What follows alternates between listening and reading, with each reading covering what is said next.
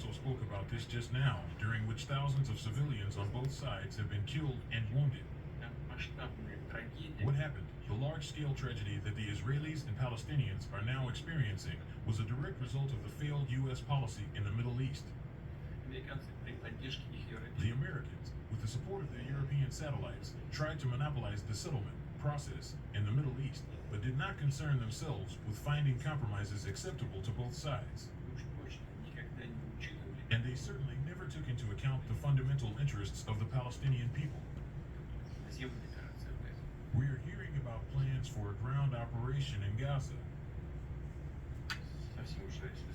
But you and I understand, speaking quasi-professionally, that the use of heavy equipment in residential areas is a complex matter fraught with serious consequences for all parties.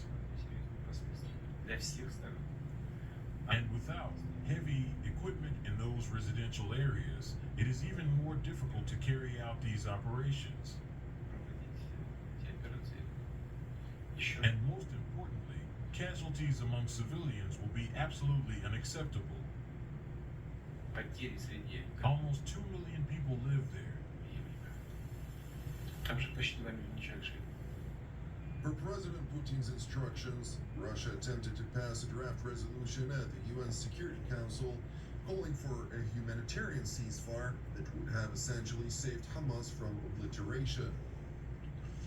The draft resolution has not been adopted, having failed to obtain the required number of votes. While Russia's resolution gained support from China, among others, France, Britain, Japan, and the United States voted against Moscow's resolution. Unfortunately, Russia's resolution presented today does not meet all of these responsibilities. Russia's resolution, put forward without any consultations, make no mention of Hamas, none. By failing to condemn Hamas, Russia is giving cover to a terrorist group that brutalizes innocent civilians.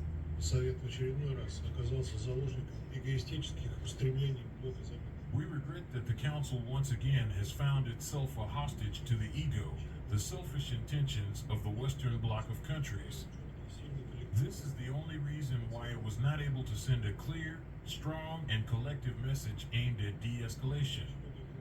We're talking about the most serious explosion of violence over the past decades. Today, the entire world waited with bated breath for the Security Council to take steps in order to put an end to the bloodletting. But the delegations of the Western countries have basically stomped on those expectations. We believe that today's vote in the Security Council is very, very demonstrative.